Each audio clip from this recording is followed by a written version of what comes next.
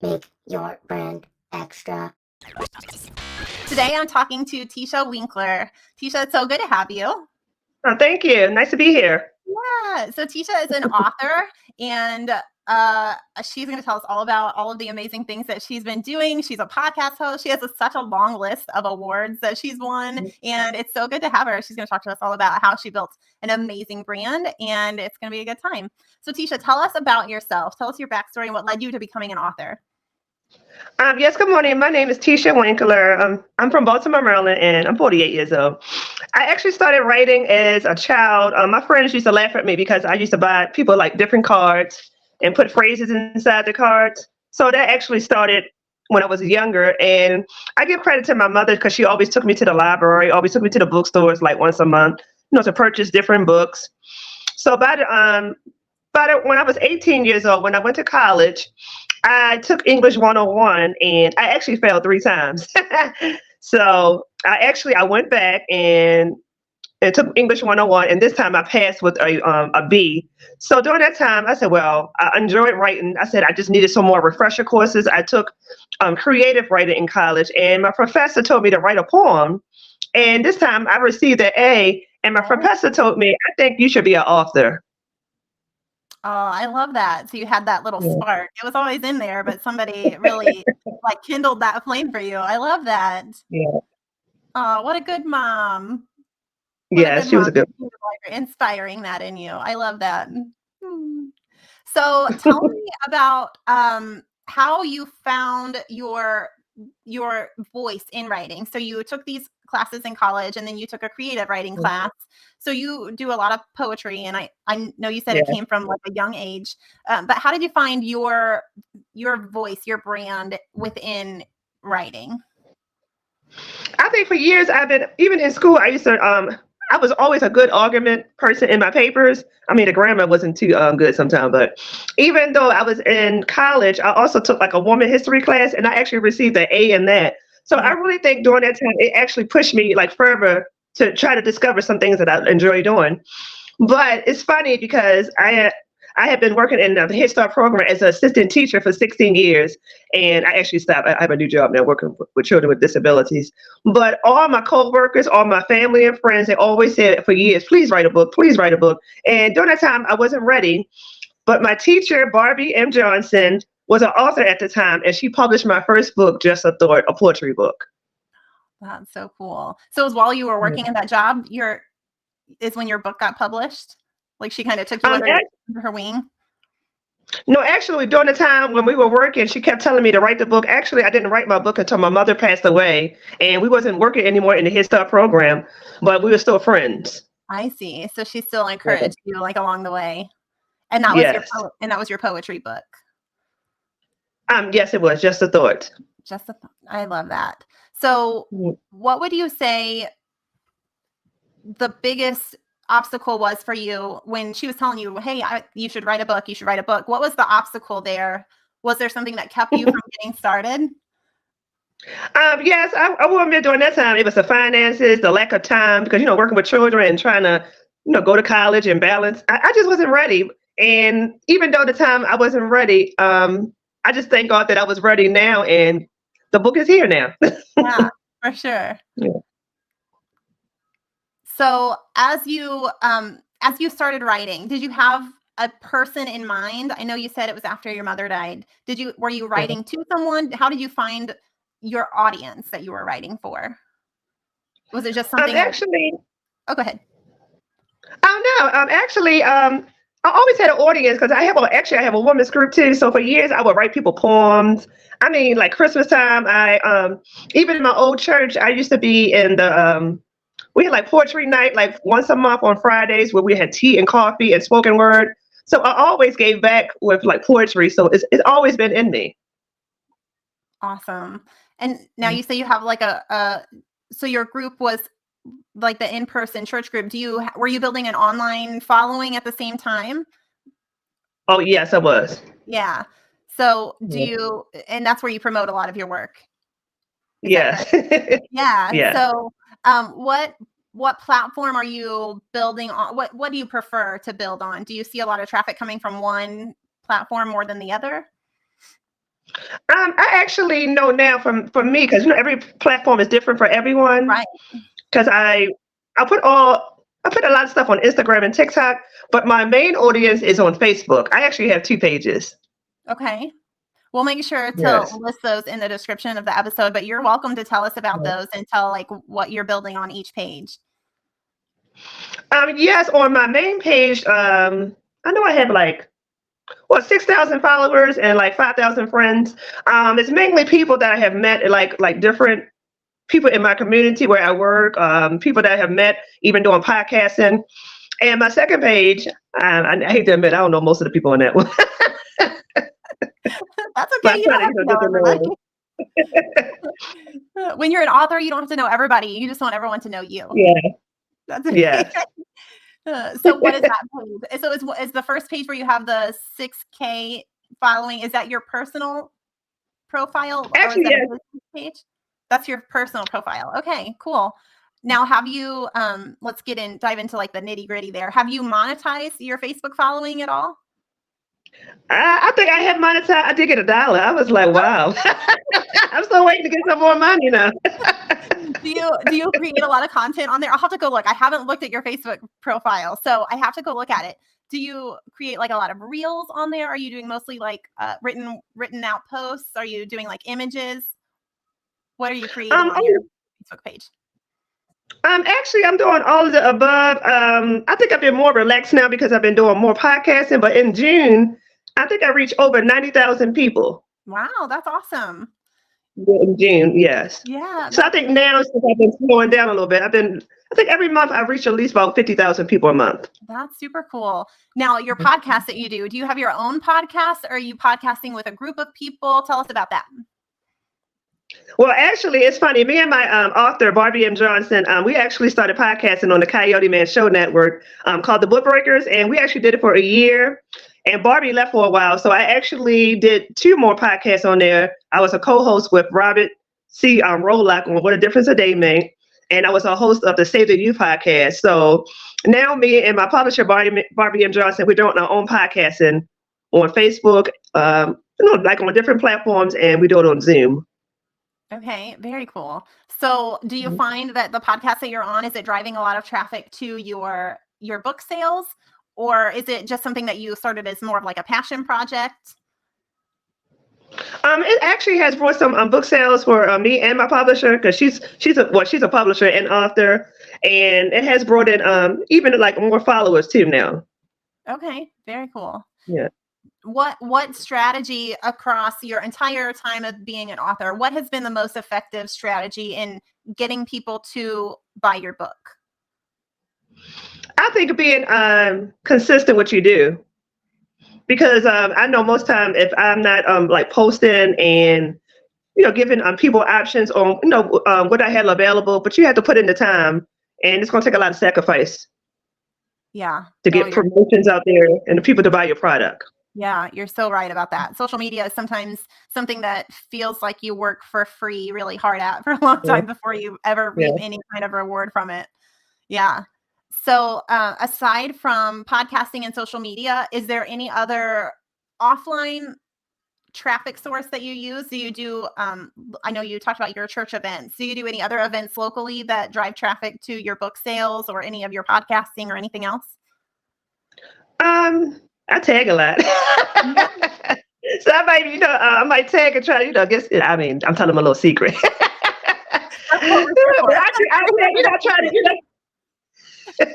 I'll tag, and I have like my different friends on my, like the people I have met, like the people on our podcast, and they actually share a lot about shows too, and my products and my books. So I just thank them for that. Yeah, absolutely. That's really amazing. I talk a lot about building super fans in the course that I built in the group coaching, just about how to develop your message and talk to people and develop that super fan that's going to buy whatever you sell, that's going to follow you wherever you go, no matter what podcast you're on, no matter what book you write, no matter, what event you put on, they're going to be there for that. So it sounds like you've done a really good job at building that community and developing your messaging around that. So I want to ask about, email. Do you use email at all? Have you built like a list of customers who have bought your book or who have been interested in following you along the way? Actually, yes, I have done emails a lot. When I was on the Coyoteman Show Network, I actually was on a promotion team during that time. Oh, So I was doing perfect. a lot of emailing back and forth. Yes. Yeah. Yeah. Was it like people who listened to the show? How did the email structure work there? Sometimes when they would send me an email, they were asking me about the Coyoteman Show Network because sometimes they would want a show Mm-hmm. on the podcast or something like that, or either sometimes they would email me about my book. Yep. So I'm just trying to do that more. I haven't been more consistent with that area. Hey, everything is like a process, and sometimes we have to take it Yeah, one bite at a time. We can't do it all at once. So, okay, awesome. Well, you definitely got experience in the email world then. That's cool. yeah. So let's see. What is your favorite way that you've connected with your audience over your life as an entrepreneur, as an author? I think my favorite way of getting in touch with my audience is keeping them engaged. And I try not to some people they come on like once a week or once a month. I be on there every day. I can say like, does she sleep? And I think it's important when people leave you a message to I always try to like leave a comment with them. Yeah, Because I get a lot of message in Messenger, and it's just a little phrase. I might say, how you doing? Just to be consistent with communicating back and forth with your customers. right. Giving them that like personalized touch, letting them know that you're there, you're listening, and you're Yeah. building into them. That's good. That's really good. So what strategy do you think has made the biggest difference? I'm assuming it's consistency. That's what you just said. Is there a specific strategy, like the type of content that you post consistently? Is there something specific that you've done that's made a big difference in your audience? And you've got 6,000 people who have found you along the way. Is there a specific thing that you've done that you want to share with the audience about how you built that audience? I think I built the audience, just keeping them engaged. Sometimes I might even if they send me like their pictures, I'll put their pictures on Facebook just to make, let them know they're important too, Yeah, I love and just that. give them feedback and share say if like they're an author, I'll share their information about being an author or podcast. It's just not about me. I just try to share and collaborate with people. Mm-hmm. Yeah. That's good.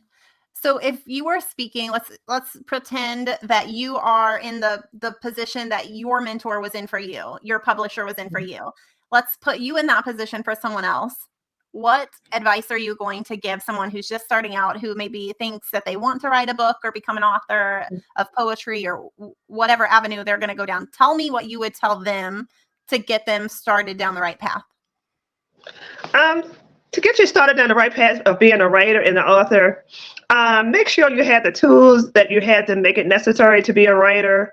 Always be prepared to write, because everybody have different ways that they write. Some people journal. Some people have to get ideas together. But research some things that you would like to do with your book.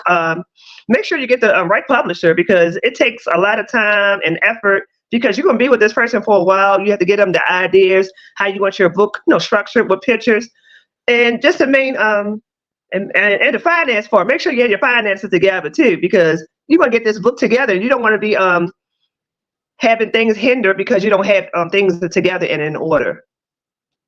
Yeah, for sure. That's good advice. Sometimes I think that's the biggest thing that stops people from getting started is Yeah. being scared of the financial part and the risk Yeah.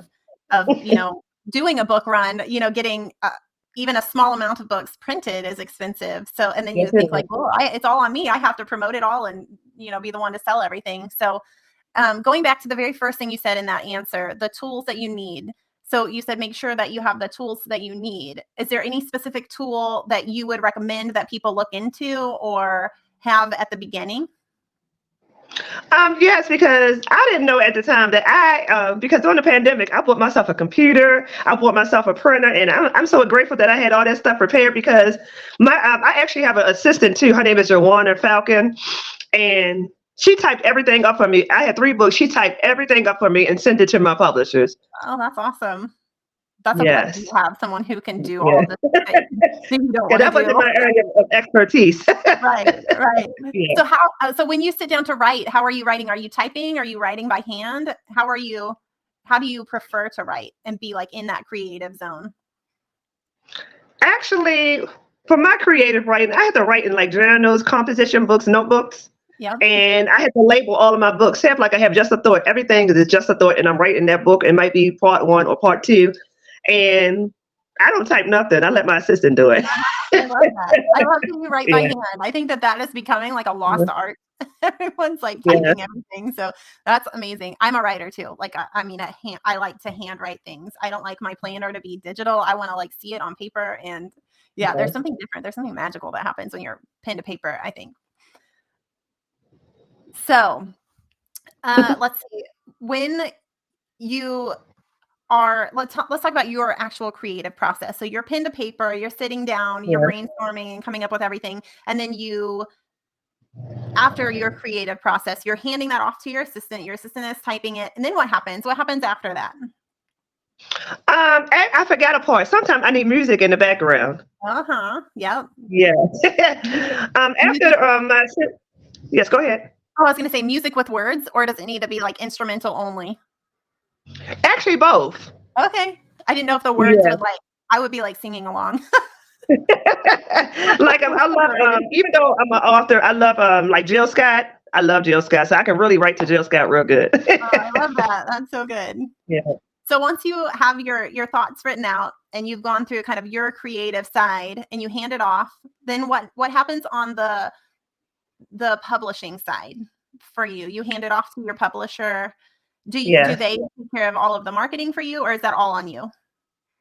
Actually, I am so blessed. My first publisher is Barbie M. Johnson, and my 2 other books were published by Kelly Cruz Publishing. And because my grammar sometimes is a little off, so they do everything for me. The grammar, the editing, everything is included. That's awesome. Now I just have to talk back and forth with them. And is this like very boutique? Are they taking on a lot of clients? Actually, they have a lot of clients. Yes. So if someone listening like wanted to reach out to them, they could totally reach out to them for help furthering like their writing. Yeah. Okay. Very cool. Oh yeah. Okay. So then the book gets published. They take it through the editing process, and then are you getting like a massive amount printed, or are you doing print on demand? How does that part of your process work? Actually, with all 3 of my books, I ordered the copies that I would want, because I know my first book, I was so excited. I think I bought 100 books. I love it. And I actually sold all of them. I mean, I had a lot of customers during that time. My family, mostly, everybody was so excited. Yes. That's amazing. That's a big accomplishment. Yeah. So you're not doing print on demand. You're only doing like a run of books where you're ordering them, you're holding on to them, and you're shipping them out as they sell. Oh no, actually my first book, Just a Thought, I actually would buy copies of those books, but my second book, The Hopeful Romantic and My Journey Here Was Not Easy, those 2 books are on Amazon, the book and the ebook. Okay, awesome. Yeah. And so they're more, those runs are more like print on demand. Yes, it's more print on demand. Okay, perfect. That's super cool. Now, did you find that process was easy to go through, or did your publisher take care of all of the print on demand, like setting all of that up? Actually, she set everything up print on demand, but my first book, Just a Thought, I'm very grateful for that book, because I still buy copies, but during that time I was putting those books in envelopes and mailing them off to people, and I was tired. Right. Oh, I bet. That's a big job. I mean, that's a full-time job for sure. Yeah. So what way would you recommend a new author, someone who's interested in becoming an author, what way would you point them in? Would you point them in the print on demand? I actually would point them to print on demand. It all depends on how much time you have, because right now I don't have time. I'm always at an event. We always have a lot of guests on our podcast, and I'm also an extra in a movie, so I've been very busy. Oh my gosh, that's so cool. We didn't even talk about that. All right, we gotta segue into that for a second. How did you become an extra on a movie? I'm so excited. Me and my publisher, we're meeting some wonderful people in the industry, in the movie industry. On our podcast, we had a guest. She's been on our podcast like 3 or 4 times. Her name is Linnea Jordan from Baltimore, Maryland. She's a movie producer with her husband, and she had like different movies called Torn, Beautiful Scars, and Holiday Hit. And we were extras in her movie called The Volunteer, which will be out in January of 2024. That's so cool. I love that so Yeah. much. You have quite a list of accomplishments. I love it. So, as you kind of built your brand over time, has there been anything that you have come up against that's been like a real obstacle that you've had to overcome? Oh yeah, I had to overcome a lot of obstacles, especially like sometimes when I look at my royalties from my books, I feel like, oh my goodness, I got to do some more promoting for this. And sometimes it gets disappointing, but I had to rethink and like, okay, I'm an author. I got to keep pushing this product. Right. Yeah. And the Yeah. marketing is a full-time job. Like you Yeah. said, that pushing people to buy your book and continuously promoting it, that is a full-time job. Yeah. So, as you look to the future and you imagine where you're going to be heading in the next 2 to 5 years, where do you see your brand going? What do you want to do? What are your goals for that time? I want to see my brand. Well, actually, it's going around the world right now, but I want to see it more like in different countries and just to see different experiences, not just with my books, but even with the podcasting, because we actually promote a lot of our books on the podcasting too. But we actually want our own radio show network. That's amazing. I love that. So Yeah. reaching that goal, does that look like translating into different languages? Is that kind of the path that you think it'll take? Actually, yes, because even on like Amazon, I actually saw some of my books in different countries. I'm just need some sales. Yeah. Yeah. That's super cool. You'll get there for sure. You're everywhere. Yes, yeah. Oh, I love that. So as we come to the end of the interview, let's tell listeners how they can find out more about you, where they can follow you, and I'll make sure to link all of your links in the description Sure. of the podcast. But tell people where they can find you and find out more about you.